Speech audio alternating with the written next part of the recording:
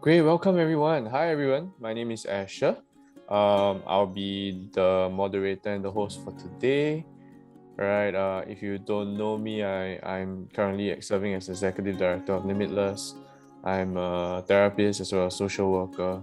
And one of the things that I do specialize in is trauma work. Right, so today we have a bunch of really exciting people that are gonna kind of like share with us about their experiences with grief and loss. Right. Starting up, we have Pearl. And as the name suggests, Pearl sees herself as a sand grain transformed into a gemstone. Right. And she's an actor, and she's been an actor since age 10. She's now a budding stage and events manager. She keeps young at heart by flipping on trampolines and is on a journey to discover if being too nice is actually a bad thing, right? And up next, after that, we have Zoe. Her name is Fatima Zora, also known as Zoe Zora. She's a fitness, wellness influencer and disabilities and mental health advocate. As a program manager at Running Hour, and also a sports cooperative on a mission to integrate people with special needs through running. She conducts disability awareness activities while engaging with members and running guides 5 days a week. And last but not least, we have Adele, who is not here yet, but she'll be here shortly. She's a business analyst with Vera Community Service, who sought assistance after losing her mom. Just wanted to just remind everyone that this is a safe space. We may talk about topics and things that you might find upsetting or distressing. If you feel distressed at any point of time during the event, feel free to take a pause or visit the helplines on the website, right? Or drop me a message. Yeah. So we have 2 therapists on board today, myself included, and feel free to drop me a message as well.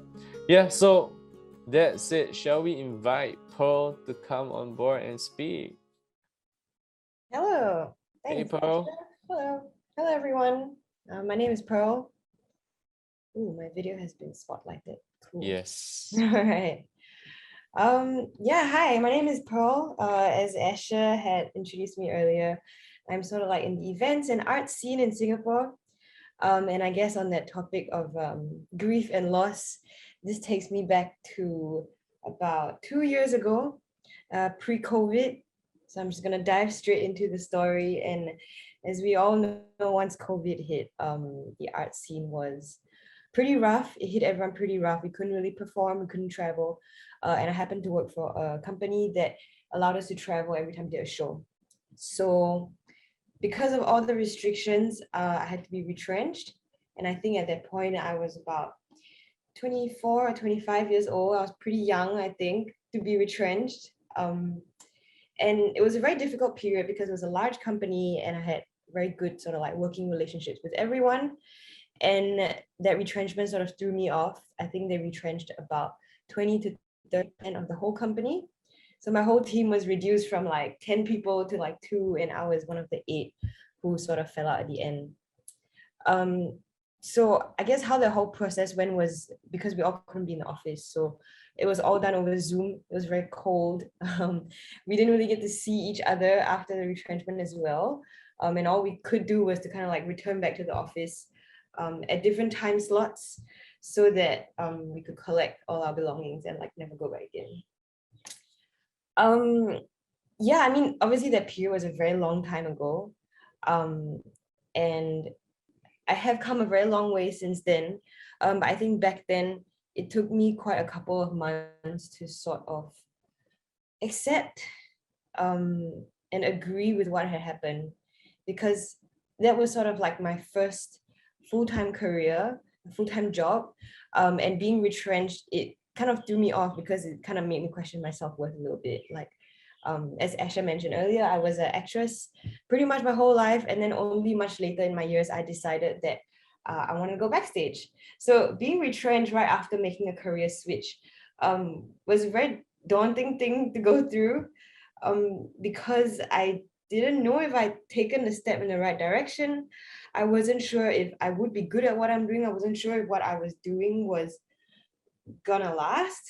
I wasn't sure of a lot of things. as most of us were probably during the pandemic. So yeah, that period was very confusing.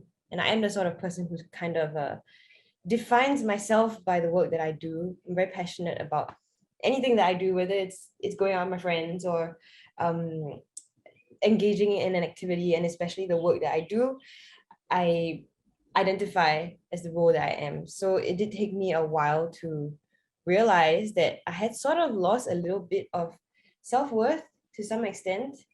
Um, yeah, when you lose something so close to you, you don't realize how big a hole it leaves behind only after a long time. And it took me about 2 to 3 months for it to even click in my head that I wasn't very sure of who I was at that point. And yeah, that was a pretty scary feeling.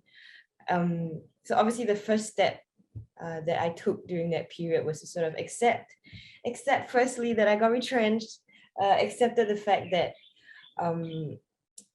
my bosses didn't pick me to stay because there's only two of us who stayed. Acceptance that maybe my job isn't my whole life, that I am more than the work that I do to a very large extent. As much as living in Singapore, it can be very hard to sort of agree with that and think about it like, I'm just who I am without the work that defines me. Every Chinese New Year gathering we go and they're like, what work do you do? It's like, I'm retrenched. So that was a pretty rough period. Yeah, so I just took a lot of time to sort of like accept what had happened, try not to live in the denial that I might get the job back. And I think then I had to sort of, from then on, I kind of had to shift my mindset a little bit to how I can work in a new way in this sort of like pandemic period. I was like, should I drop everything that I'm doing and like change career paths? But that would obviously mean like completely losing who I thought I was, because I know that I want to do the arts and I love being backstage.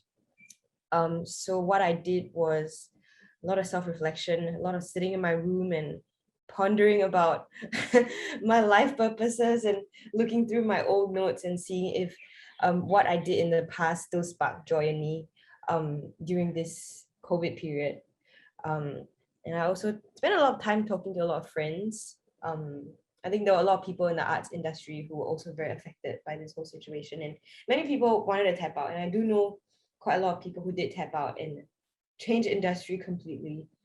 So yeah, talking to a lot of people, talking to my family as well, because no one else in my family had their jobs sort of like affected during the pandemic. And I did feel sort of like a failure, not just to like myself or like the company that I was from, but also the family that I was in, because everyone was doing fine. And I was the only one just kind of like sitting at home every day going like, Mom, I don't really have a job. She's like, it's okay, you don't have to give me allowance anymore. And I was like, yeah, but I feel like I should. And even though my parents were very accepting, very encouraging and very open to listening and talking to me about the things that I was going through, I did feel like a very big failure in their eyes. Yeah, just adding on to the extra feeling of being lost. My parents were very supportive, luckily, and they said, take your time to find a job, like whatever kind of job it is, whatever industry it is, like take your time. And I'm very blessed that my family didn't pressure me to find a full-time job immediately. And I did a pretty reckless thing at this point. So I spoke to a friend, and he was one of those who also got retrenched. And he was like, you know what, if your parents are supportive and if you feel like you can manage your time and your expenses well enough, he was like, you should just go and do what you love. And at that point, I wanted to continue in the arts, and I had a couple of friends who did theater. So I was like, I'm gonna join that company. And I did a reckless thing. I joined a theater company in the middle of a pandemic.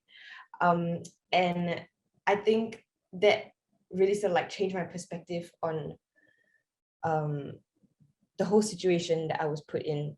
So even though I wasn't earning as much as I was, even though my job security wasn't entirely there, I do think that I sort of rediscovered my sort of like sense of purpose again over time, because I really went deep into my roots of what keeps me going, what keeps me awake, what keeps me alive and ready to take on the day the next day.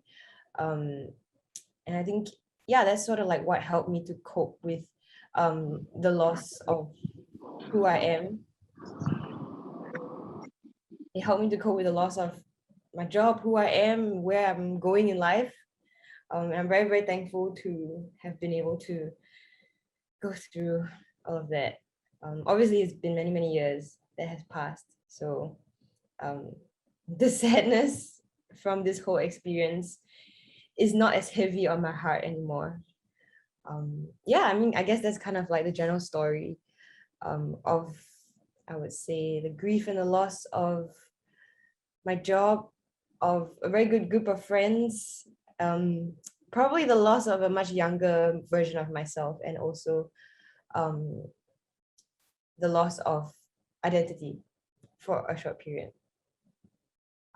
Yeah, if anyone has any questions, someone put it in the chat. You can ask me questions. Thanks so much, Paul. Appreciate you sharing your story. Yeah, and grief and loss isn't always just about losing people, right? Sometimes we lose things, sometimes we lose dreams. Yeah, and all those things can really still affect us. Yeah, and we cannot really say that one is greater than the other, or look down on another person's perspective and experience as well. So thank you, Paul. Really appreciate you sharing that experience. It must have been quite a journey for you as well. Yeah, so up next we have Zoe. Yeah, Zoe, are you ready to share? Yes, I am. Hey, Zoe. So I can just go. Yeah, sure. Um. So I'm Zara or Zoe, whichever anyone prefers to call me. Based on the brief introduction that was given before, I'm actually a disabilities and mental health advocate, and I'm a full-time program manager for an inclusive sports club. Now you can't see, now you can just see like a headshot of me. I think that describes me better, but if you saw like my entire body, I'm actually disabled. I am on a wheelchair after a car accident almost 5 years ago now. I was actually able-bodied for 20 years. And yeah, so when I was 20 and on a trip, I met with a car accident and we ended up hitting a tree like head on. And I flew from the back seat up ahead, had a minor brain injury and a very serious spinal cord injury. I broke my spinal cord and my level of injury was my neck. So everything below that stopped working. So it was like all of a sudden, I just lost control of everything below my neck. But I had no idea. So I gained consciousness and I was in a coma for like about a month. And when I gained consciousness, I still didn't realize what was going on because no one told me that maybe I could not walk again, or basically every detail that happened to me. I think I was just confused because when I woke up, I was tied to the rails and all of that, because apparently I kept trying to pull off the tubes because it was irritating, but I had no idea. So I think it was a very traumatic experience to have to go through because I was only 20 years old. And just when everyone was maybe probably like going off, starting the careers or living their best early 20s life, I had gone through something so major. So I think it was very traumatic being surrounded by the same four walls, and like being in an ICU is like an experience that's very hard to explain unless you actually go through it. And I guess people go through grief and loss in many different ways. But we always assume that it's the loss of a person. But I think for me, it was like, even though like everyone kept telling me, you've at least made it out alive. And for me, it was like, yes, I've made it out alive. Like I'm here. But I felt like I was just existing, but like it felt like it was not even my body because I had no control of it. So it was like while the time I lost my body, I felt like I belonged to the healthcare system. It felt like I became like a property of the health system because it was just doctors and like operations and tubes and surgeries and all of that. And I didn't even have time to process this loss. I didn't have time to actually be like, hey, you just lost your body. It was like repeated like operations. I think it was like as a 20-year-old, it felt super, to be honest, very annoying too, because I could not, like, I had no privacy to even grieve the loss of my body because I was always surrounded with people. Everyone was so scared that something might happen to me. I always had nurses around, I always had family around. So for like the first few months or maybe a year, I always had someone around me. And um, when they told me that maybe this was a lot more serious than I thought it was, I forgot where I was at. Sorry, when I talk about this, it's a bit annoying sometimes, but I think that's the thing about grief and loss. It's like I'm extremely happy in my life right now, but I can still feel the pain of the loss that I've gone through.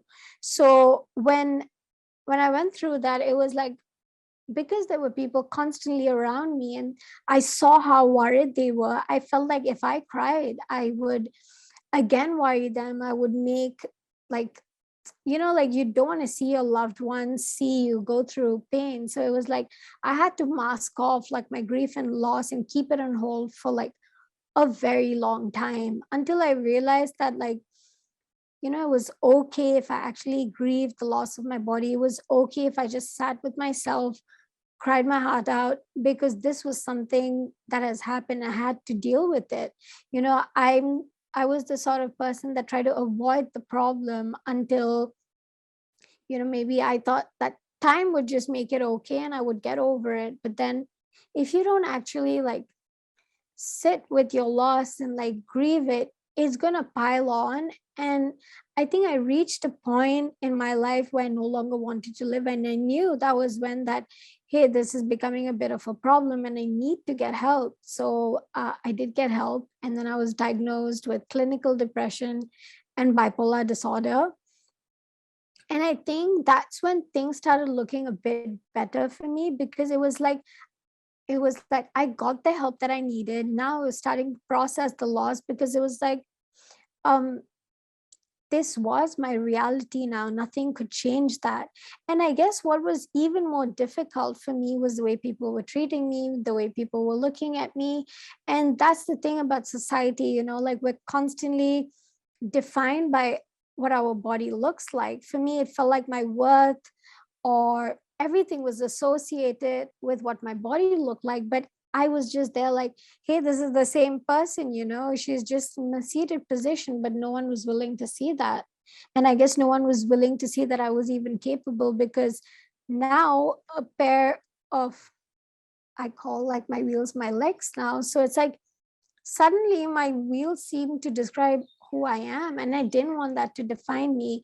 So I think it took a very long time for me to even process it. And now it's almost going to be 5 years since this has happened. And I'm in a very good place in my life. I work full time. I'm always busy. And I love what I do. And I love spreading awareness because I think now what I do is more meaningful because I understand the privilege I had for 20 years. I understand what an able body, having an able body, what a privilege that is. And now that I'm in a disabled body, it's like um, I understand the community better. And that's why I want to advocate for the community. And because I have mental health struggles, it's like now this was a whole world I was ignorant about as a 20-year-old.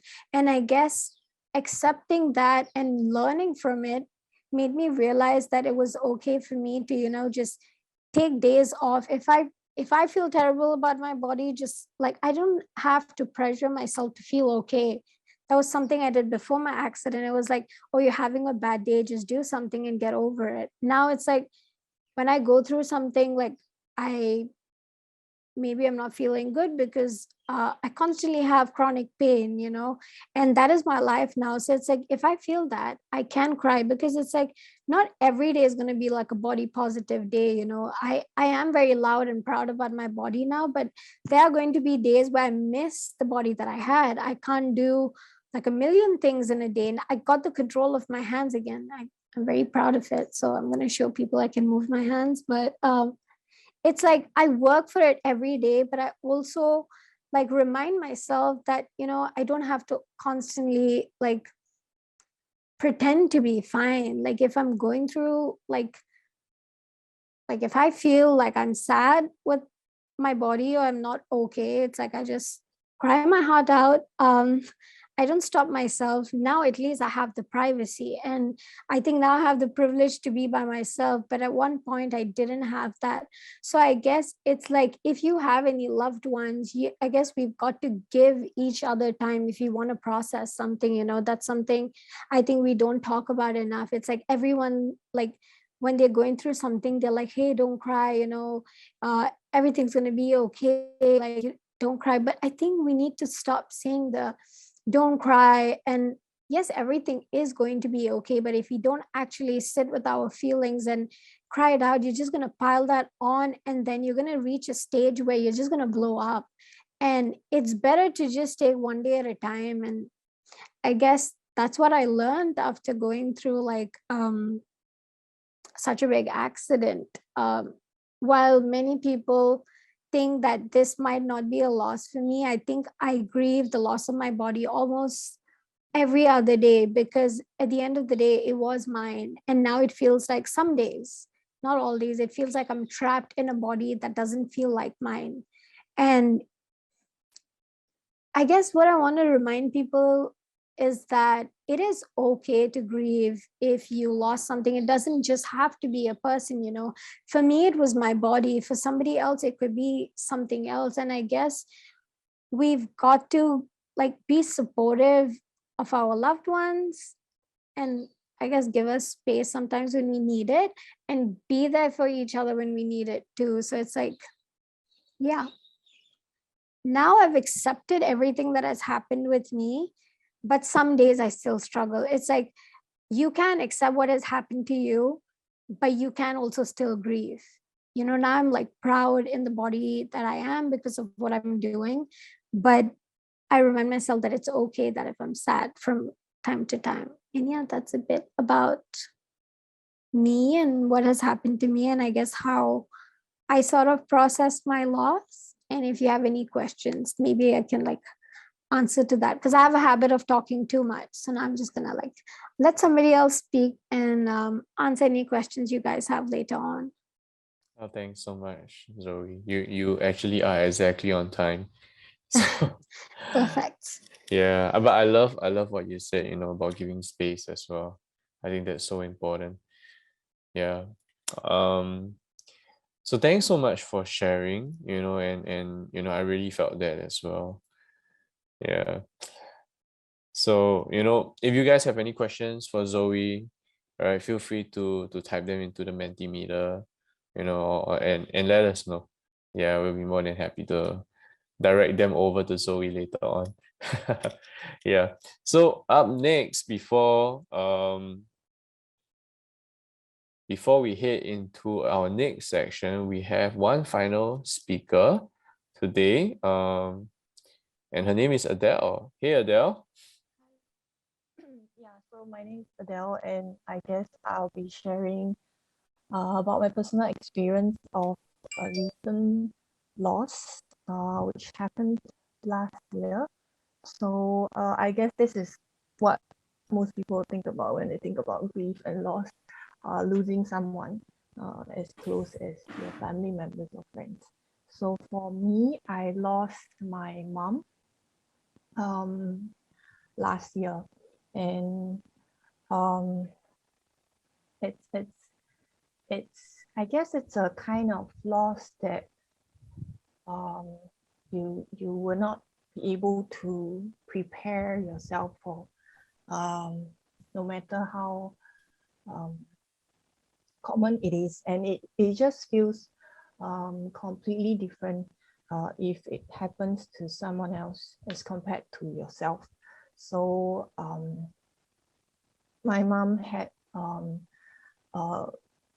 terminal stage cancer, so she had a difficult time towards the end, and for her it's a physical and emotional. For us as family members, is a very heavy emotional burden. So because it's still fairly recent, so it's still something that I feel it's very difficult to work through. So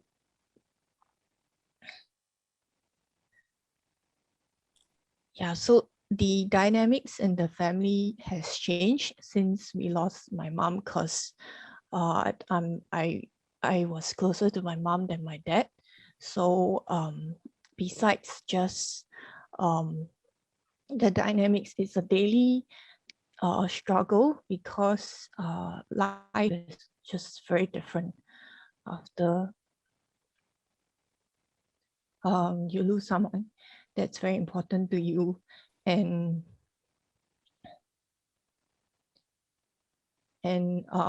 it's something that I've never properly thought about. Like, of course, it's something that I feared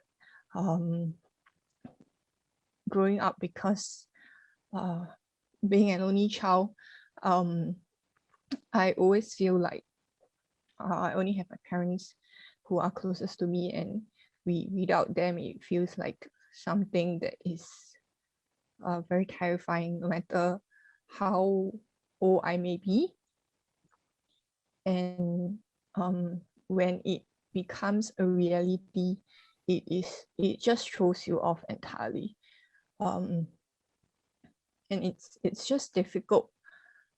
It is just different when you imagine it and when you are really experiencing it real life. So I feel like nothing can actually prepare you for such a loss. I guess it's the same for any kind of loss that people experience in their life. But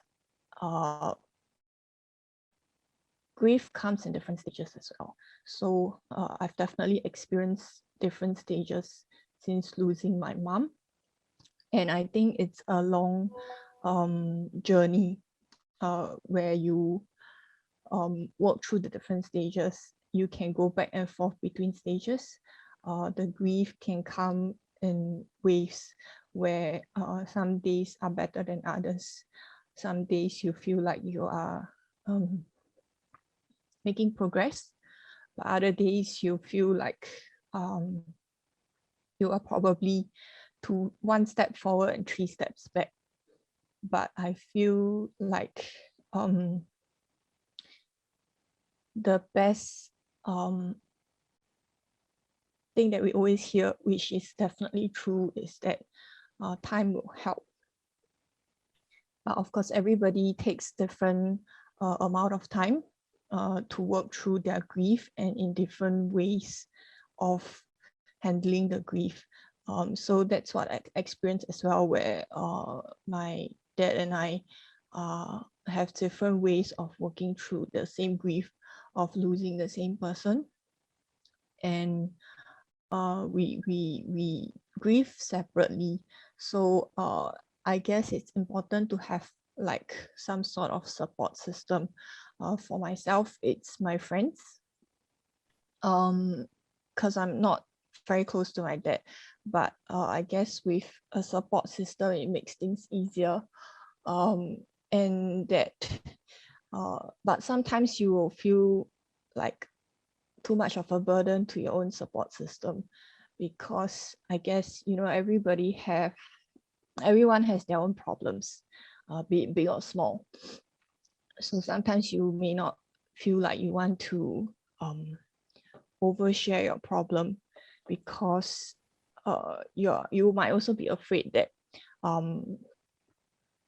you might come across as oversharing sometimes when perhaps your friends are working through their own problems. So it's also good to seek like external help or professional help, and it's nothing to be ashamed of, and never to give up too easily even when you're looking for help. Sometimes you may feel like the help that you're seeking is not there, or that the help that's being offered is not helpful, but sometimes you just need to let the effect come to you as you deal with your own loss with different sources of help. And I've actually participated in group sessions where other participants also went through similar losses where they lose their loved ones. So it was helpful for me where I felt that I was less alone, because people are sharing the same loss, similar experiences. So even though you may know of others who have also gone through similar kind of situations, when you sit down and truly discuss your experiences, you will feel less alone. At least that's what I experienced. So it was a positive experience. And I think it's also important that when you are going through losses, you don't try not to isolate yourself and keep to yourself too much, because I guess when you do that, your losses will feel, your grief will feel even bigger. It will feel like it's being magnified. So it's helpful not to be alone, because other things might come into the picture, like where your mental health gets affected, and then you might feel like it's difficult to pull yourself out from. And sometimes if the longer you keep to yourself, the harder it feels to reach out and seek help.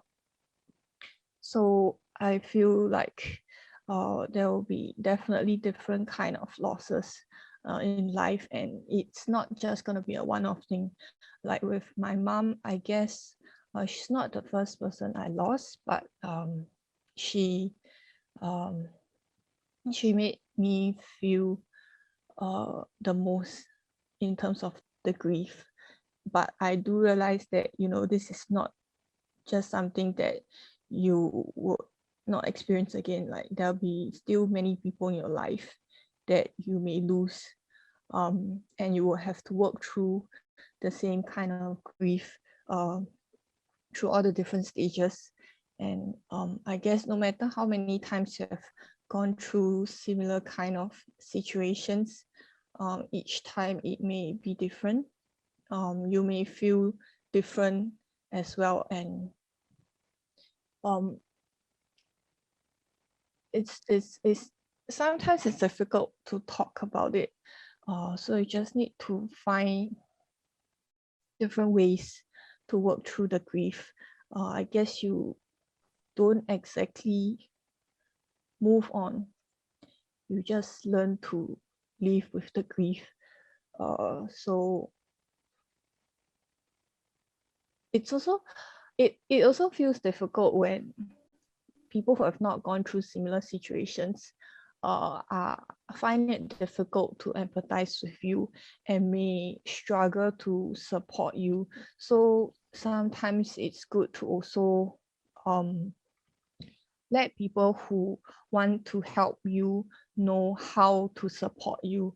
Like it may not necessarily be them having to say anything to you. Some days you just need someone to sit with you and be there for you. And other days you might feel like you need to talk about things.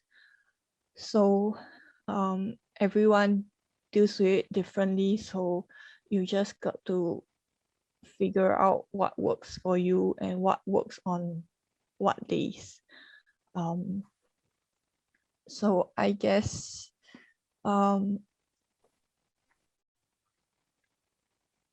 listening about other people's experience about losses does sort of prepare you in the future if you do experience your own losses in life. Even just knowing the existence of losses is a first step towards dealing with your own losses in time to come. And no grief or losses are comparable to others, and we should never be quick to dismiss. I personally have gone through that before, where I feel like my loss is bigger than my friends, so they shouldn't feel so emotional about theirs. But that's not true, because everybody feels differently. They should not be compared. So it's always good to be there for your friends and your family when they need you. So I guess I am pretty much done with what I have to say, and it's been difficult sharing because the emotions are still very fresh, even though it's coming to a year now. Yeah, but I hope that through my sharing session, I'm able to touch on the fact that it is possible to work through your grief, that it's a journey. It's not something that you just have a switch for. Yeah. Oh, thank you so much, Adele. Thank you for just really sharing your heart with us, and I could tell that it was not easy for you to kind of do this. Yeah. Just want you to know that I really, really appreciate you taking the time to share this with all of us, and really appreciate the courage that you took to share this. Thank you so much, Adele. Yeah, no problem. Thanks. Sometimes grief, losses feel like, we don't know what brings on that pain, right? And it's like, you have a box with a little button in it. In the box there's a ball. And sometimes, life goes on and the ball just rolls and just hits that button, and you just feel like, wow. Yeah. But as time goes on, as we meet people, as we start to learn to accept those grief and loss, the ball gets smaller and smaller and smaller. Doesn't mean that you won't hit the button again, but the chances of you hitting the button gets less and less and less. And that's just really, what we often mean by, time can heal wounds. Yeah.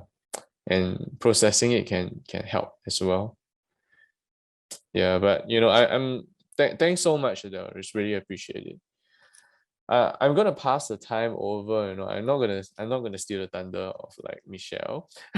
So, Michelle has prepared to share quite a bit on grief and loss. And Michelle is a therapist from Vera Community Services. And hey Michelle. Hi, Hey, thanks for doing this. just let me get to my slide. Can I check so everyone can see the slide? Yeah, can see it perfectly well. Good. All right, thank you, Asha, for the introductions. Good afternoon, everyone. I'm Michelle. I'm a counselor with Berea Grief Support Service. Before I begin my presentations, I would like to thank Singapore Mental Health Film Festival for inviting me to this meaningful fireside chat and share what I've learned from working with people who have gone through losses in their lives. Let me also thank the three panelists earlier, Adele, Pearl, and Zora, for their sharing and what they take away from their grief experiences. Let me briefly share about our organization, Viria Community Services, VCS in short. VCS is a social service agency founded in 2001 to provide community and social services to families and individuals in Singapore, regardless of race and religions. Viria is a Pali word which means right effort. Our vision is to provide care to our service users through enhancing quality of their lives. And our mission is to promote fulfilling lives for providing social services with the right efforts and compassions. This year marks the 21 year of our dedicated efforts in serving the community.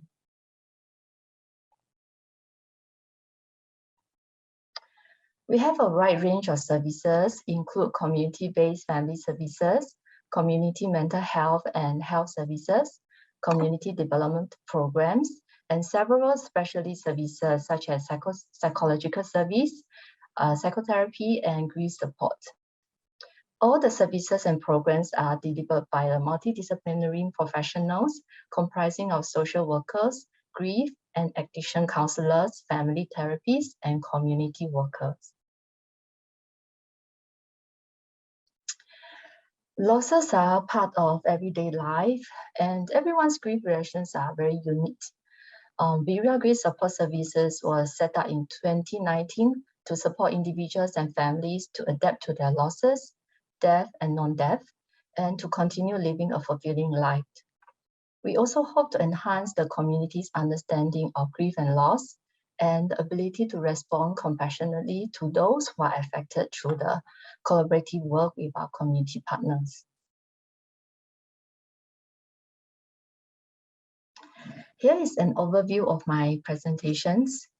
The first part will be exploring personal beliefs about grief and loss. The second part will be understanding the varied responses experienced by people who grieve and its impact. And the last part will be touching on how we could look after ourselves when we grieve and support others coping with grief.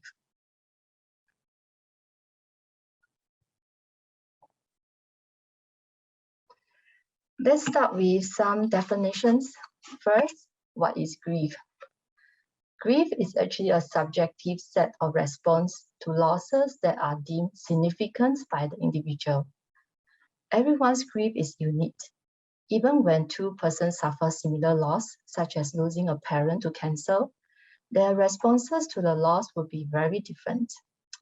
A few possible factors will be the closeness of the parent-child relationship, the trajectory of the illness, and whether there are concurring stressors in the person's life.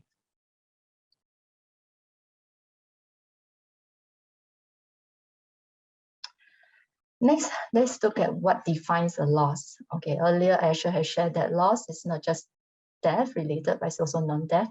Yes, loss is not limited to bereavement. When our hopes and dreams die, we grieve. When the relationship ends, break up or divorce, people grieve. Death losses, whether it occur naturally or unnaturally, includes losing a loved one to illness, accident, sudden suicide, homicide, and misadventure.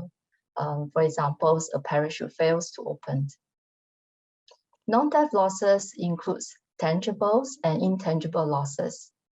Tangible ones are more straightforward, like money, properties, and personal belongings.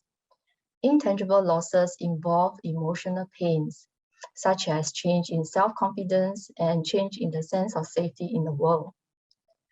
We attribute meanings to our psychosocial status, like being single or married, being employed or unemployed, or having good or poor health. So the experience of loss is universal for all of us, but how we respond to our losses are individualized.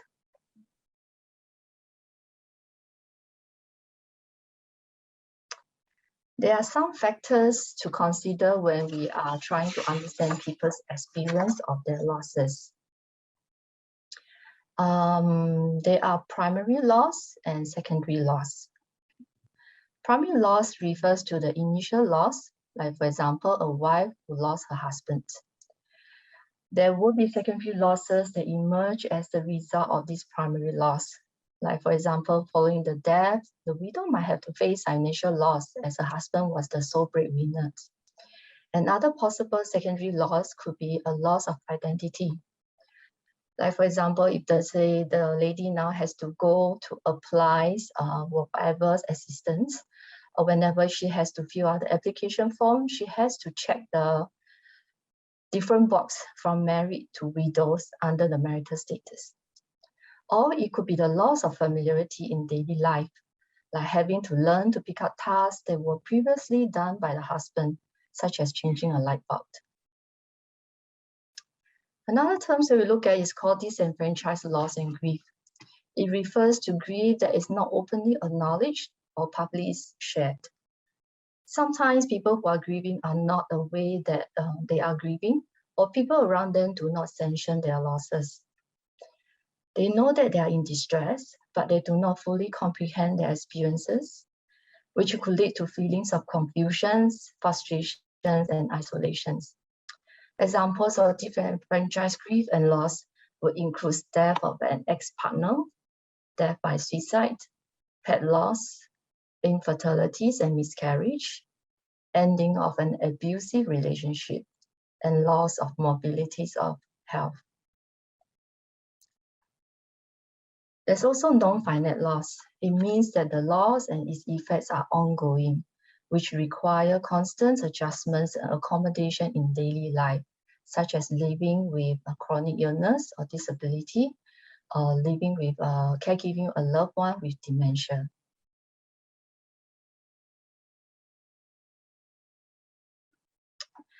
Now let's look at some common misconceptions on grief. There are several myths about grief which can create unhelpful expectations on how people grieve. And the first is grief only about sadness? May I invite you to type your response in the group chat, in the chat box? What do you think? Is grief only about sadness?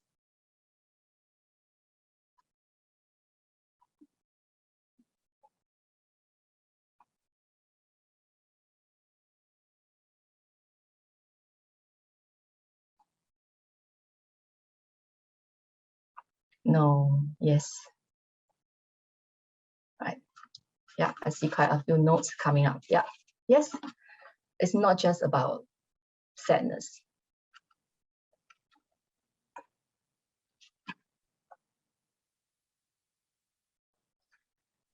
Besides intense sorrow, sometimes grief also encompasses a wide range of feelings, such as feeling shock and disbelief when something bad happens to us. Or it could be anger, targeting at someone or something that is perceived as contributing to the death or to the bad thing that happened to us. Or it could be about feeling guilty of not able to do more for our loved ones, and also a sense of loneliness and helplessness that nothing seems to work.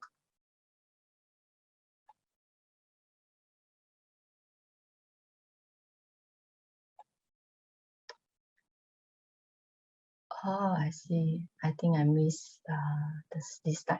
Okay. Right. Another myth, is there a timeline to grieve? Do you think it's true or false? Could I get you to maybe share your response in the group chat?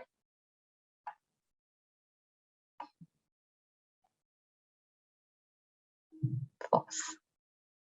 No.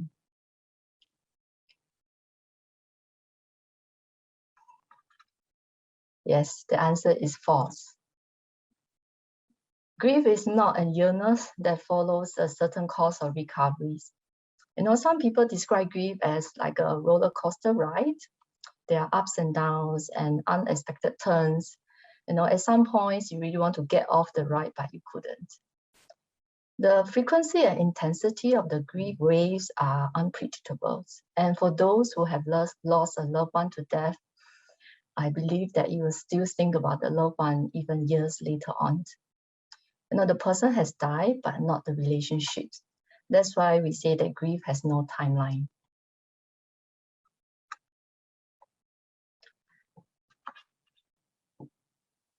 Another one. How about this? Moving on.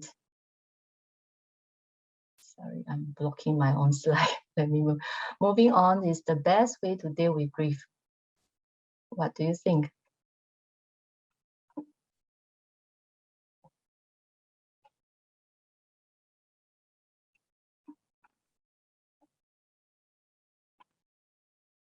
No? Yeah. The answer is no.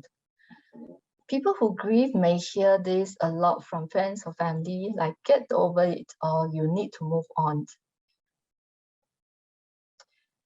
In fact, you know, sometimes friends and family members, they do have good intentions and they may think they are trying to encourage us to feel better.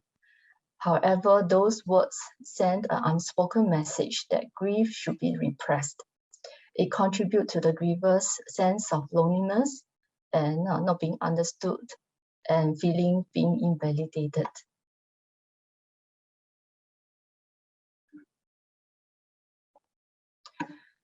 So how does grief affect us?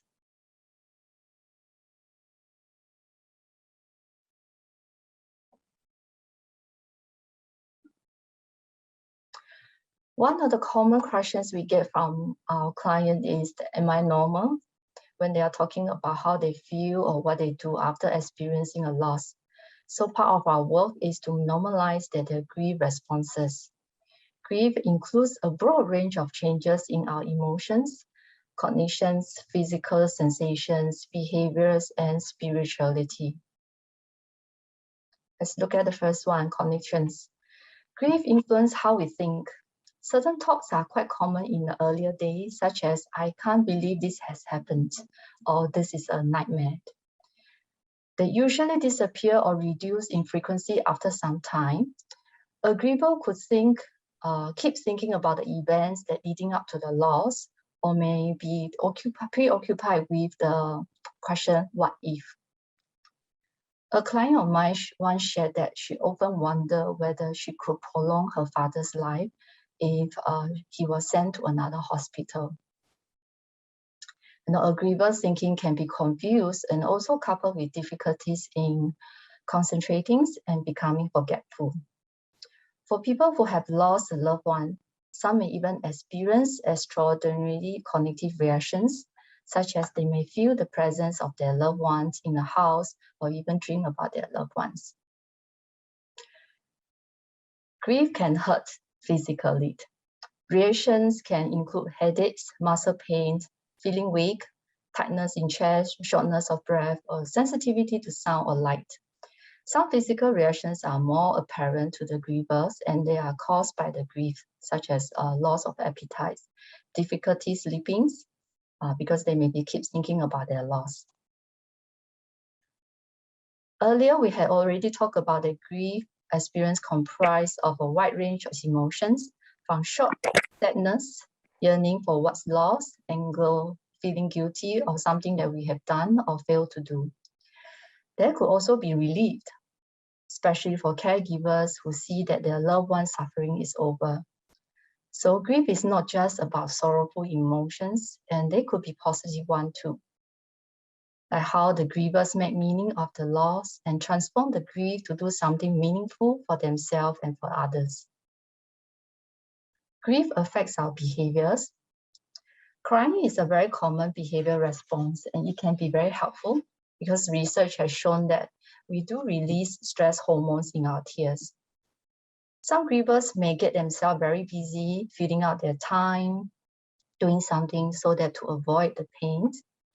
Some may withdraw from social activities and even lost interest in doing things that used to enjoy previously. These behaviors are understandable, but what we want to look out for is whether the withdrawal is becoming long-term or affecting the griever's daily functioning. Spiritual changes may happen when we grieve. These include loss of faith, questioning why God let this happen, or even getting angry at God. And other times, it could be a renewal of faith when the griever receives more social support from the religious group.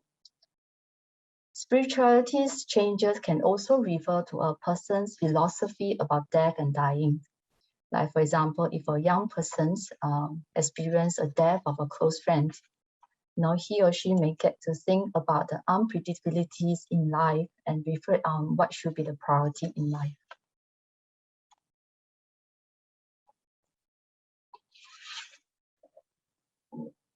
Grieving styles. One of the common challenges faced by our client is feeling not understood by their families or friends, because we all have very different grieving styles. Sometimes we may even notice that a group of people seem to resume their daily activities very quickly after going through a loss, and they don't like to talk much about it. You may also wonder whether they are grieving, and the answer is yes. We use the term intuitive grievers to describe people who are emotionally expressive, meaning they are very comfortable to openly share about their feelings and talk about the death or their losses. They cope by working through their feelings while making sense of the changes in life. These are heart grievers. On the other hand of the continent, these are what we call the instrumental grievers. They are not so emotionally expressive and tend to focus on attending to practical matters and problem solving. Giving the example of a man losing his wife, he may not cry or talk much about his wife when he's with his friends or families. However, you will probably see that he's very occupied in tasks such as getting busy with the funeral arrangement, settling estate matters, and attending to the children's needs. They are the head grievers who adapt to the loss by thinking and doing. Most of us will have a blended style, which could be influenced by our temperaments, our upbringings, what we learn about how to express grief, and also the support system that we have. There's really no right or wrong way or better way to cope with grief. Knowing the different grieving styles may help us understand that how we are different from our loved ones, so that we can avoid relational conflict issues.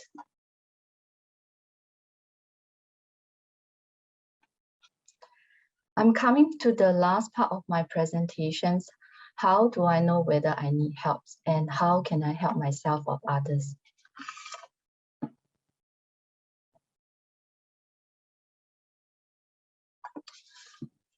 Coping with grief involves this process of moving between focus on the death and the loved one who died, and focus on adjusting and attending to the new roles and tasks. Let me give an example. In one of the bereavement support groups that we held, a lady shared with us how much she missed her husband, whom she spent almost 50 years together. She talked about her marriage life, caregiving journey for past 2 to 3 years, and how scary and panicky she was facing the impending death at the last hours. On the other hand, she was also able to share with us, the efforts that she made to look after herself, taking on new tasks that she had to do now, like managing the finance, and also to continue living a good life as she promised her husband. Adaptive grieving means that having the ability to oscillate between loss-oriented state and the restoration-oriented state.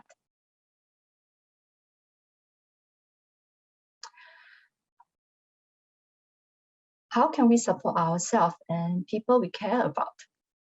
From the panelists' earlier sharing, I'm sure that many of you have gotten some good ideas on what you can do. First is to really acknowledge the significance of your loss. Be aware of how your loved ones are affected by grief, emotionally, physically, cognitively, behaviorally, and even spiritually. Identify any secondary losses and try to focus on what is not lost too.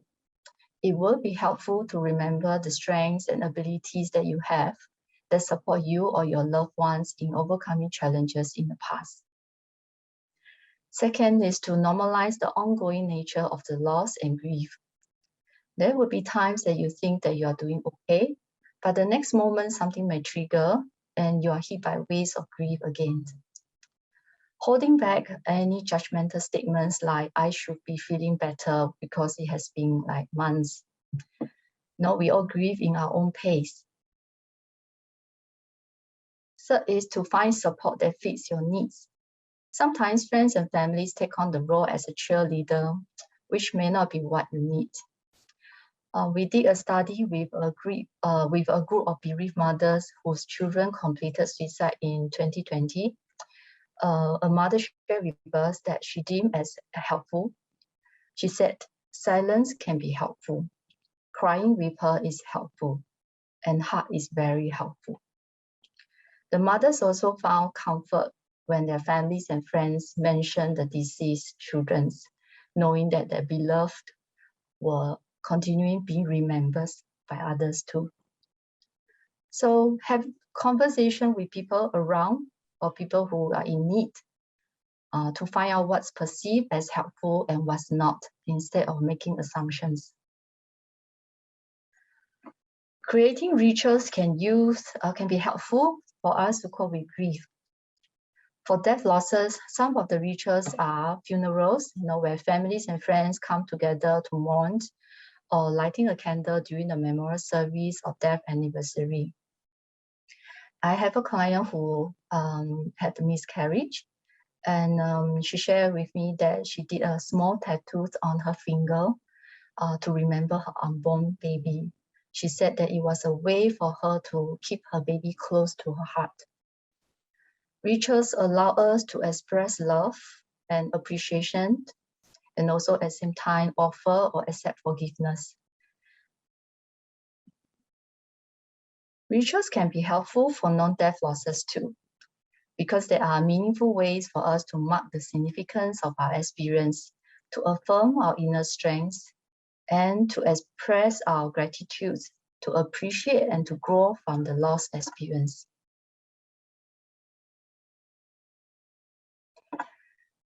I have come to the end of my presentations. Just a recap. Grief never ends. It evolves and it transforms. And grief has no timeline. Everyone grieves differently. The person has died, but the relationship has not. It continues to live. The last few slides are some resources for everyone, and you may take a screenshot if you like to. On these slides, it lists some places that you can seek professional help on mental health.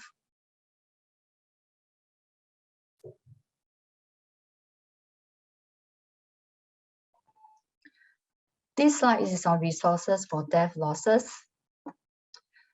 If you can see on the bottom right, there's an image of a book. It's called When a Death Occurs, A Guide to Practical Matters.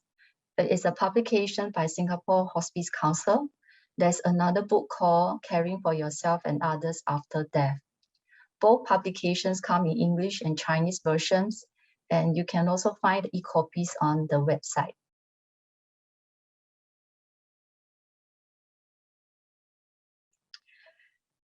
These are several helplines by different organizations.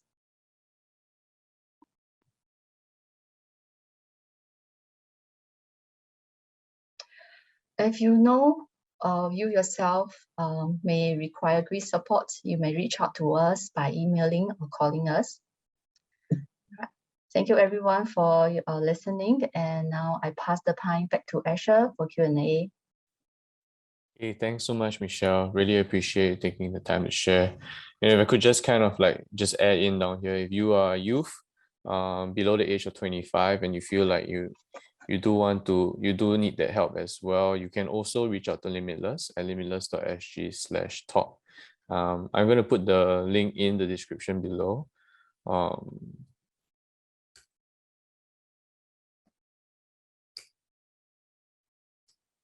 Yeah.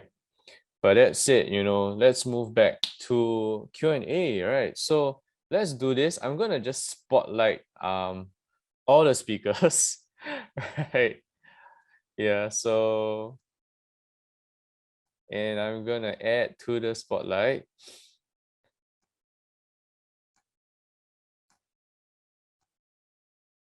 Oh, this is not easy.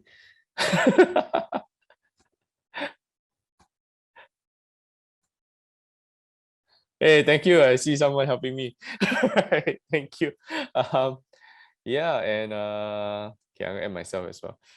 Otherwise, you'll hear like just a voice.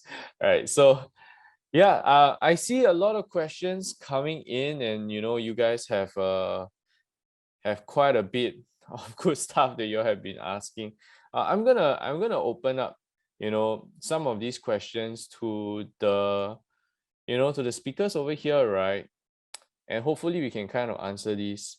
So if I could just open this up as the easiest question, or the most general question that we can start with, right? It would be, what was the toughest part of dealing with or even accepting that loss, right? And just really, how did you deal with it, or how do you cope with that? Maybe I could just open it up to all our three speakers today.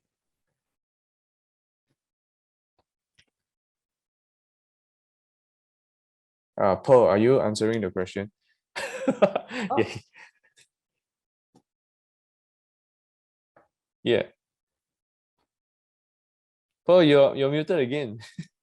Oh, sorry. I was clicking unmute, but it wouldn't unmute. Sorry. Yeah, I think I'll just go first. I think the hardest part for me was breaking the news to the people around me who cared. Because then it's obviously the feeling of disappointment, the feeling of also them not knowing how to react and feeling uncomfortable. And I think how I overcame it was, I mean, it's something from the gut that just tells you to go, and you just go. And I think for me, it was just trusting that first instinct that was like, this is what you got to do. You can't just sit in your room forever and be sad about it. Like, you just got to go.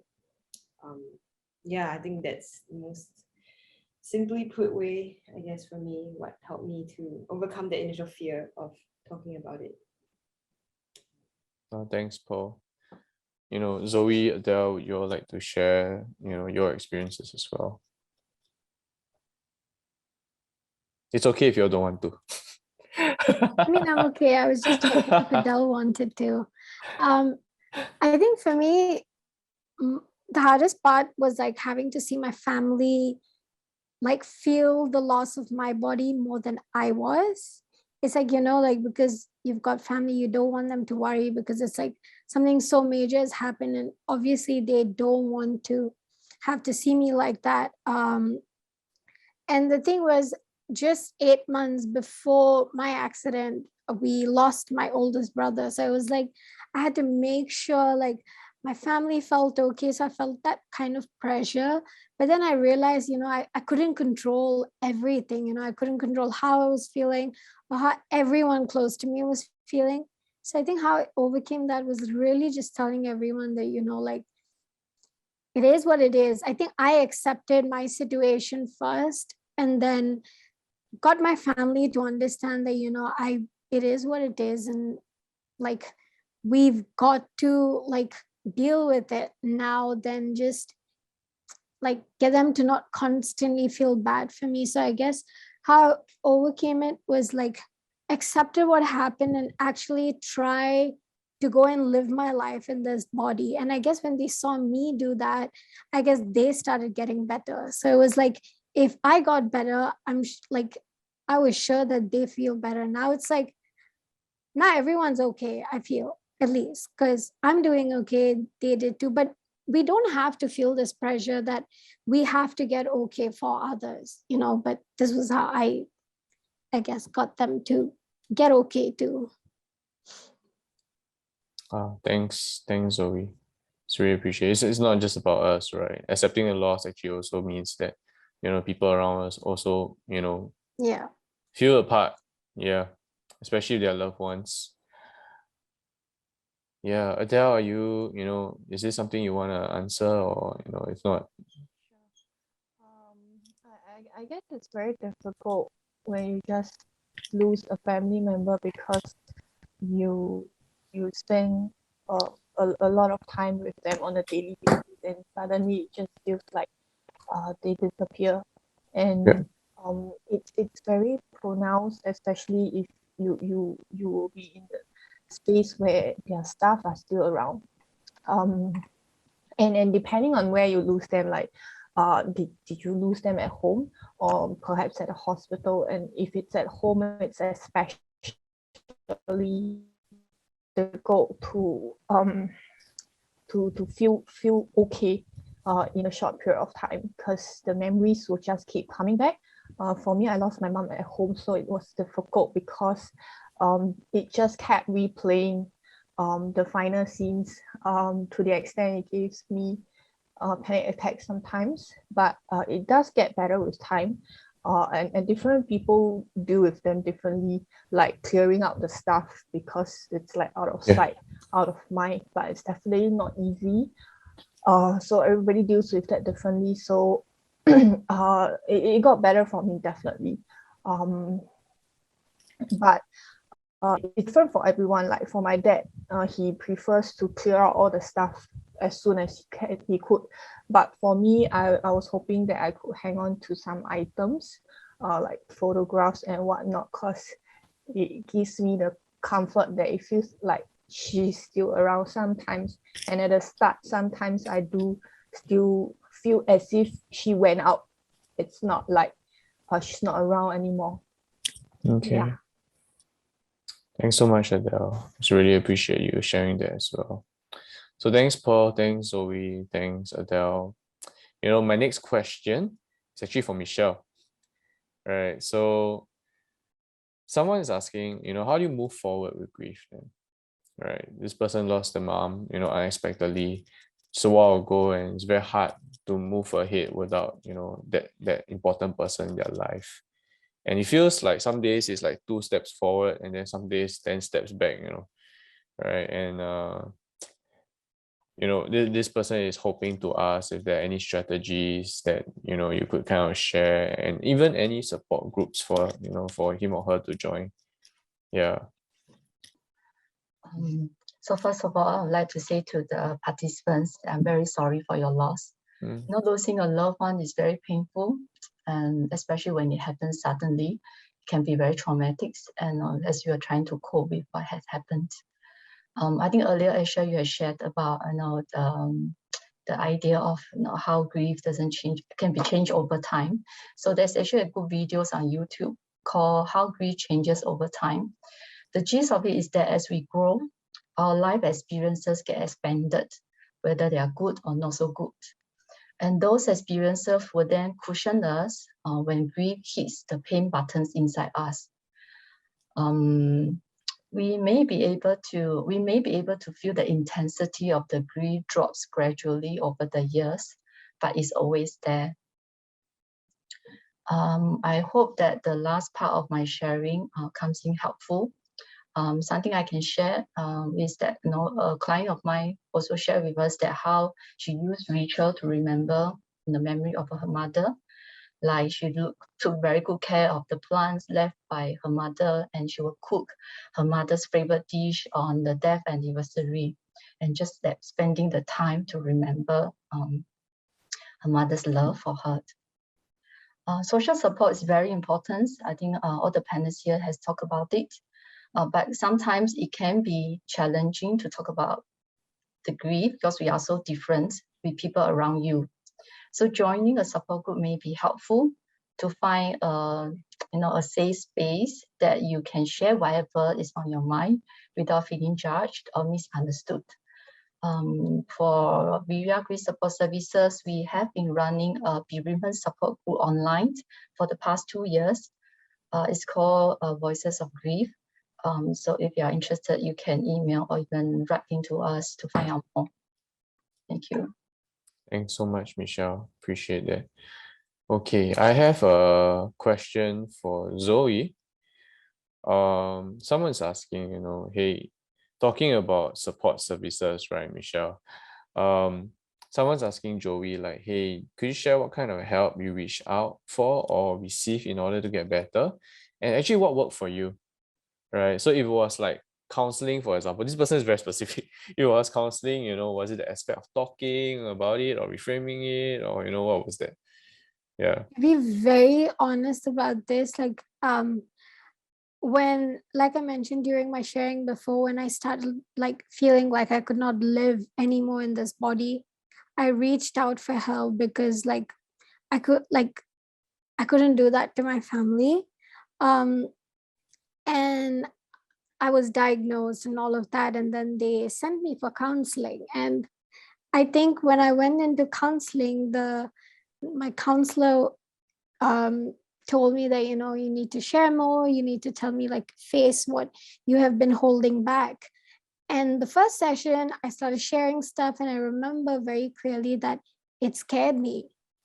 And then I didn't go back because I think, like, when I went back, I realized like I broke down so much because while counseling definitely helps anyone because we're finally talking about it, I think it's also important to know that counseling means you're going to be talking about it, meaning you're going to be feeling all of these things again. And that scared me, and I never went back because that scared me. And I am waiting for the day I can go back and I have the strength to talk about things again.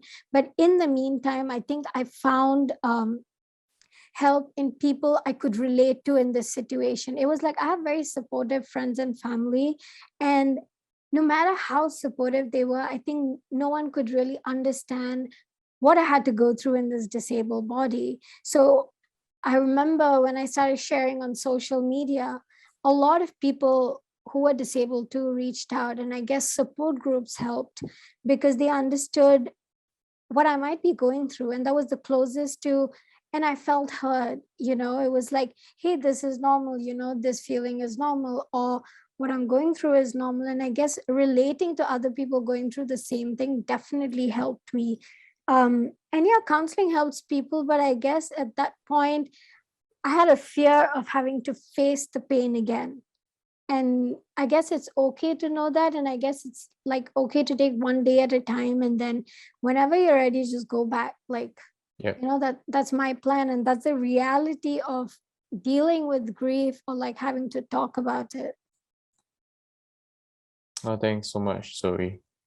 Appreciate it. I love what you said about counseling as well. Sometimes it's too painful, Yeah. and personally, because I work with youths who have trauma, right? Sometimes they just find excuses not to come back, and I tell them that, hey, it's okay, you need a break, tell me, right? Yeah, but I do want to continue working with you. It's just take that break when you need it. Yeah. Yeah, okay, so I have a next question for Adele then, right? Is it okay if you can share about, so we're on the same vein, right? Same topic. Is it okay if you can share about the group sessions that you mentioned just now, like which organization, and is it anyone who is grieving for a loved one can join these sessions? So how I got to find out about the session, it was kind of by chance. I was actually looking for individual sessions actually through various different I had sessions at different places, and then the first few sessions I didn't have a very good experience, but that didn't put me off. I just found other places, and then I ended up with Viria actually. So my counselor then shared with me like they're actually having a group session and if I'm actually open to it. So it kind of felt like the group session found me instead of the other way around. So but that worked out really well. And then Michelle was part of the sessions as well. So me and two other participants met on a weekly basis. So I guess I'm not sure if this is still an ongoing session thing or it was something that will be will be available to anybody. So I guess maybe Michelle can help to share more. Yeah. All right, so back to Michelle. Hey, Michelle, can you tell us more about those group sessions? So the group sessions comes in 5 sessions. So we meet consecutive for 5 weeks. Every week there will be specific topics. Our next round is actually coming up in mid-April next month. That is closed group, which means that we will try to have the participants who enter on the first session to go throughout the 5 sessions, because it then provides a sense, safety. We talk about, coming together and journey together. We are also exploring open group, which means that on a monthly basis, there will be, again, certain teams set aside to, it could be about, how do we help ourselves during festive seasons? How do we look, take care of our loved ones' belonging? How do we manage that? So there will be very different topics. So that is open group. So whoever is interested, who can come to join us. Yeah, thank you. Awesome. Thanks so much, Michelle. Okay, great. Now, moving on from the topic of like where to get help, right? And what has helped you, right? I think maybe we can go back to like your own experiences. So moving back to Pearl then, right? One question for you, right, is how do you wish that people had reacted to your loss? Hey, thanks, Asher. How do I wish people reacted to my loss? I think I did go through sort of like two different kinds of losses, and I expected two kinds of reactions. So I guess obviously the first loss was the loss of the job. And surprisingly, no, not surprisingly, most people reacted to it in a very like pitiful sort of like, oh, you poor thing, like I feel a bit like embarrassed, like sad for you, but I actually kind of wish that people reacted to it with a little bit more like of a positive light to it. So like, oh, maybe this is like an opportunity to like open new doors or to try something new, or maybe it's a good time for you to like tap out of this work that you did. So yeah, I guess I had wish that people would look at it with more positivity, because that's literally the only way to go about finding a new job after you've lost it, is to just go on headstrong and look for something new. But on the flip side, I do think that there was sort of like a loss of who I was and like what I was doing and why I was doing what I was doing. And I think I would have liked more response from my friends and my family with regard to this, because on the surface it was very like, oh, you've no job, and no hours you're clocking in and no income. But for me, I think on a deeper level, I wish that people would respond to how I really felt deep down inside. And I don't think I had many people who could identify that loss of identity was even there. I didn't even identify with it. I'm generally the sort of person who like masks a lot of the pain. I'm smiling all the time. So I think it was hard for people to see that sort of like vulnerability that was in there, like somewhere at the bottom. And I kind of wish that someone had asked me like, hey, are you okay? Like, what are you gonna do now? Like with yourself. Yeah, I think that's kind of how I wish people responded to it in the ideal world. Hope that answers your question. Thank you. Thanks for sharing that. In the same vein, right? Just want to open this up to everyone. If anyone wants to answer this question, right? How can you be more empathetic to someone who has experienced loss without first going through the experience yourself? Paul, you have that big smile on your face. Is it you got something to say? Oh, Zoe wants to say something. Okay, Zoe. Go for it. Oh, I was just randomly unmuted, but too bad. okay.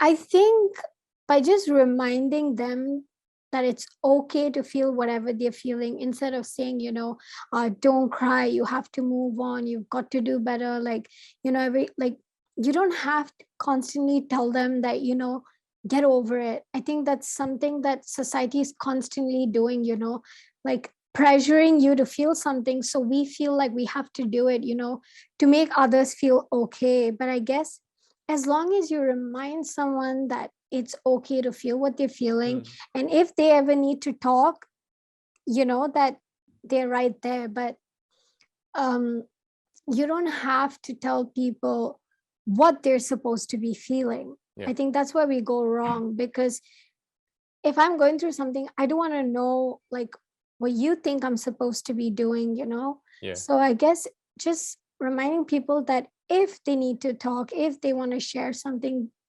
they can, you know, they can reach out. And I guess that's what's important. Like me, I'm someone who loves helping people, and sometimes maybe I overdo it by like questioning it and making sure of it, because I have a lot of like family also going through a lot of mental health issues. So it's like I always on my toes, and like I fear for it. So now I've realized like I've got to work on reminding them that, you know, like reminding them that I'm here instead of telling them what to do. Well, thanks so much, Zoe. I think, that's it, right? It's okay to not have an answer. It's really, really it's okay. Yeah, if your friend is struggling, your loved one is struggling, it's really okay to not have an answer. So you don't always have to have an answer. Yeah. Sometimes we answer because we need to soothe ourselves and not them. And if that's the case, then really please don't worry. Yeah, don't worry about that as well. It's okay to sit in silence. It's okay to sit there where they are. And just be there. Yeah. And that's what really empathy can look like as well. So thanks so much, Zoe. All right, let's move on to the next question. Let's find one for Michelle. Yeah. Wow. Okay. So this is a very complicated question. How long does it take to process loss? Right. So I know your answer, but I think I want to hear. Well, the answer is as long as you need. Yep. There's no simple way, as long as you need. Yeah. Because we always talk about grief has no timeline. But there are times that when you probably feel more intense, that your seems like back to the beginning phase of the grief. So then go back to allow yourself to be with the emotions and sit with it. Right. Yeah. Yeah, and I think moving forward, I think maybe we talk about processing loss, right? But maybe the concept of like processing it through counseling, there's another question that came in that asks like, what kind of coping mechanisms do you teach during grief counseling? Yeah. Okay. Let me see.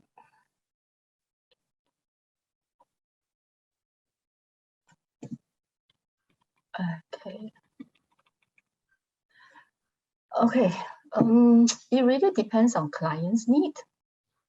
Like for example, if the clients feels that it's very hard for them to regulate the emotions when they are in grief, when they get too depressed, they can't do a lot of stuff during that period of time.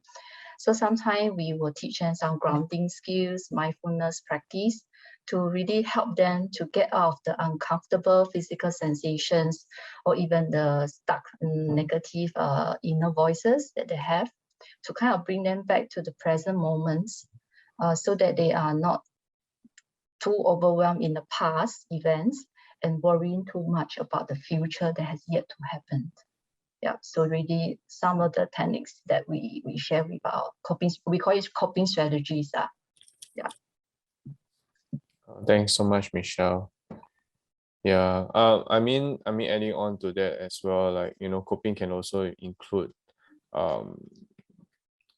things like grounding, exercise, yeah, lifestyle changes as well, practical things. Earlier on, someone said like maybe removing items in the house based off what that person requires as well. So there's a lot of stuff that can happen during counseling. Very often your counselor will take the time to understand you and help you walk through that journey. It's a journey that you walk, right? And the counselor will just walk with you as well. Yeah. Okay, so let's move on to another question, right?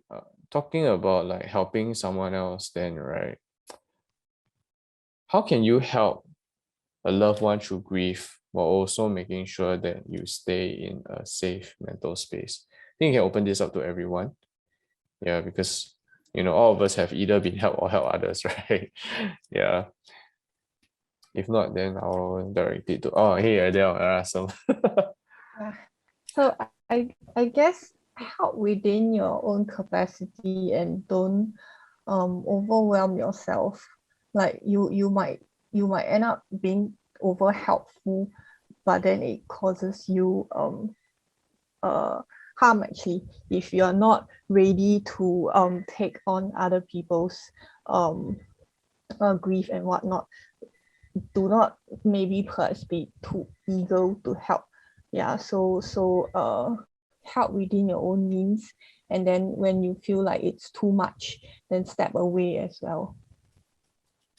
Well, thanks so much, Adele. I think that's really awesome. Yeah, okay, so that talking about the next one, right?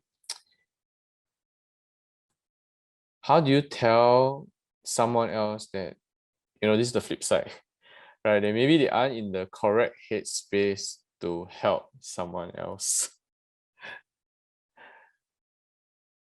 And maybe someone tried to reach out to you, but maybe they're not in the right space or right frame. I don't know if anyone here has had those experiences. And maybe what worked for you, or maybe you didn't tell them. Go for it, Zoe. I'm just gonna say it, and then I think for me, and I'm sure many people can relate to this, that we don't always actually tell the other person what we're going through, and then we feel like we should help them. And I'm one of those. And I think I should change that a bit, because sometimes we feel too much pressure to make sure everyone's okay, and then you forget you're not. And then that could not be very good, because again, it will have a bad reaction because you are putting too much pressure on yourself. And I guess it's like, I know all of these things, but when someone comes to me for help, I'm like, no, I can't do that. So I guess that's something I need to work on. And I guess it's also reminding everyone here that it is a common feeling, and then we have to draw a boundary to make sure that we are okay too. But you can go now, Pearl. I'm sure you have like the solution to it. I wouldn't say I had a solution, but I don't know if there is ever like a correct or a wrong headspace for someone to want to reach out and talk to you about something you have problems with. But I do think that if someone did reach out to me and talk to me about something in a way that makes me feel uncomfortable, like then I think that that is kind of on my own, hopefully my own emotional capacity to be like, hey, I'm not comfortable to talk about this, and I appreciate if we could talk about it some other way, or if it's in a way that maybe they don't understand. That personally, what I would do would be to talk about the one part in the scenario that that we can agree with. For example, like maybe just sharing the past rather than like looking for solutions. And sometimes like a listening ear is what you really need. And I think that as a person who is trying to overcome some sort of grief, like I think it's also important to voice out what you may need to the other person, because they may usually not come on with bad intentions. It's usually good intentions to want to help, they just don't know how. But I can understand that sometimes it's very hard also to put yourself in a headspace which is like, oh, let me teach you how to help me, because I don't even know how to help myself at this point. But yeah, I mean, if you're going through grief, I think, and you can find the strength to sort of separate that headspace, then I think it's really important to say what you need. Oh, thanks, Paul. Talking about that, right? Moving back to you guys, and accepting help actually, right? How hard was it for you guys to accept help? And if maybe somebody down here, I don't know, right? Maybe somebody down here might have had an experience of like initially accepting help was not easy, and then eventually you learn how to accept help, you know. Then the next question then would be like, how do you get to that space? I didn't struggle with um seeking help. Actually, I was very desperately trying to look for help, on the contrary. So I think for me it's more of like I didn't manage to find the help I was hoping to get at the start, but that didn't put me off, and I kept looking for other sources. So when I did finally feel like I got the suitable help, I think it could be felt the impact the help has on have on you, that you know that you are able to accept the help. At least that's for me and on my part. And I feel like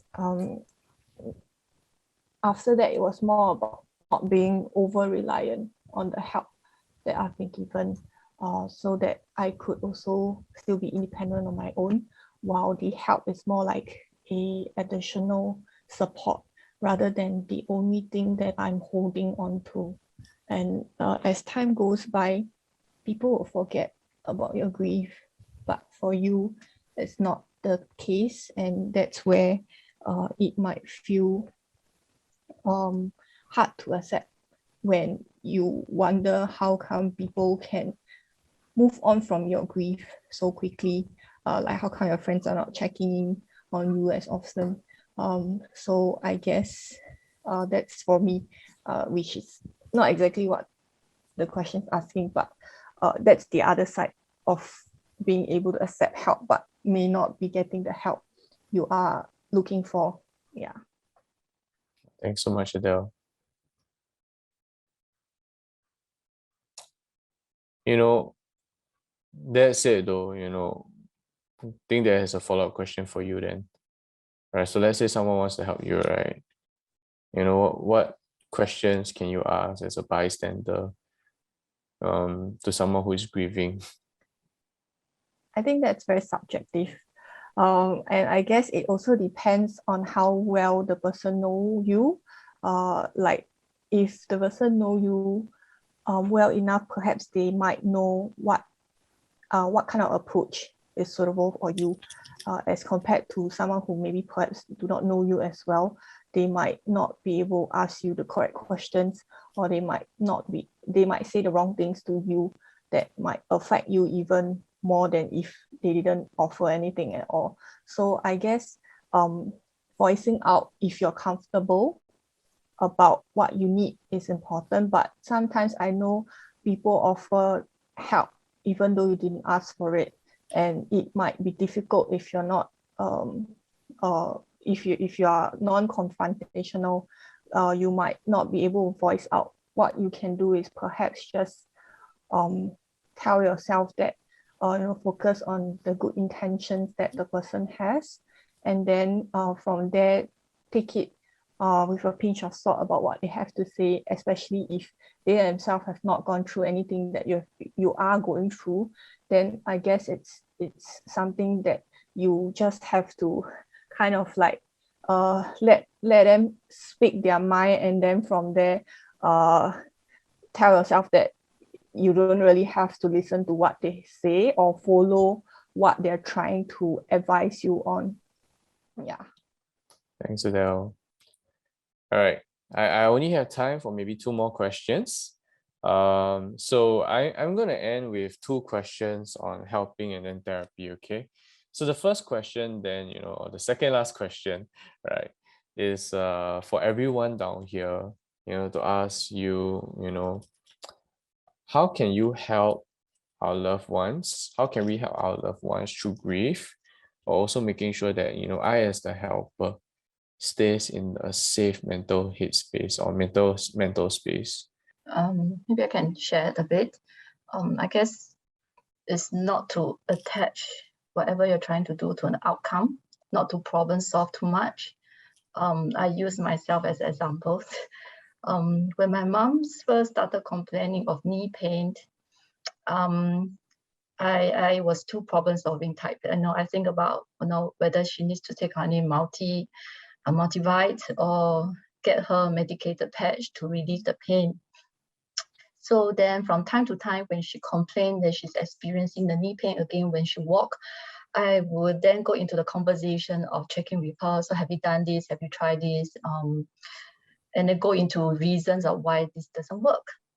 So after a while, I realized this get us feeling a bit getting nowhere, and we are getting a bit more frustrated with each other.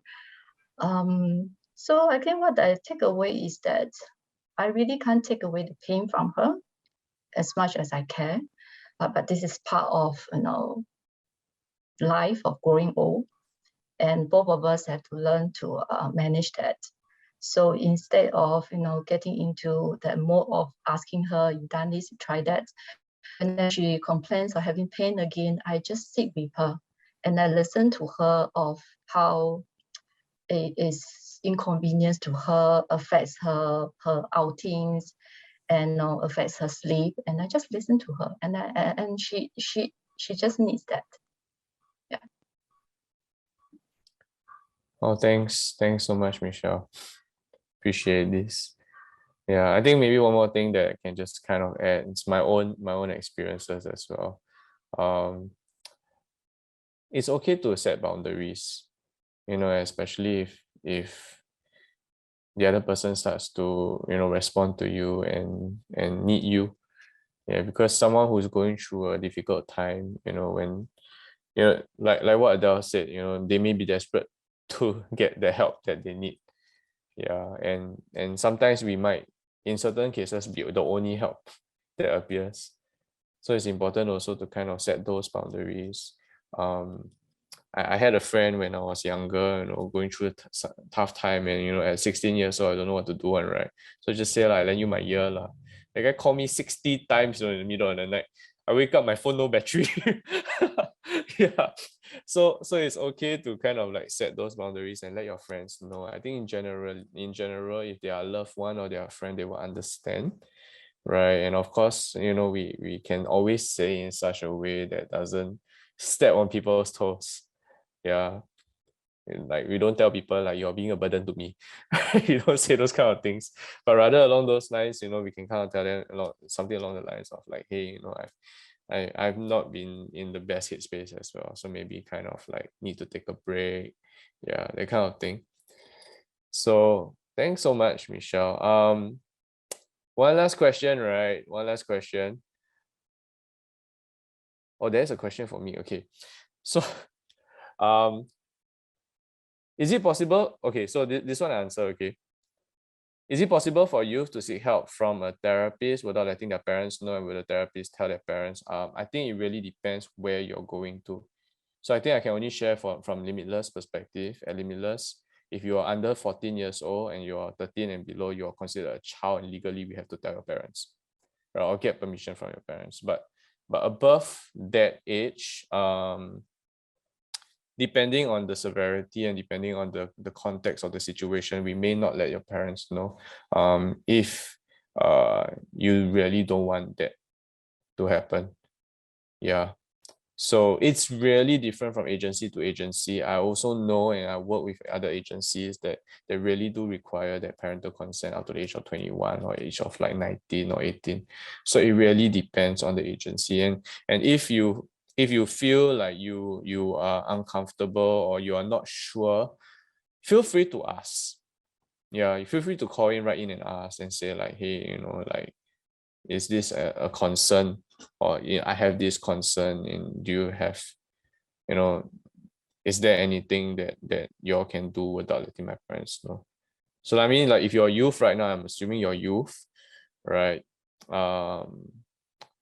You can reach out to us at limitless.sg/talk, right? And we can kind of work something out. Of course, that said though, I have to really, really say this, that if you are feeling suicidal, feeling like taking your life, or you are at risk, meaning that maybe you don't want us to tell your parents because your parents are abusing you, right? We will have to take, some measure to protect you. Yeah. Okay, so last question then. Right. Last question. What happens in therapy? Michelle.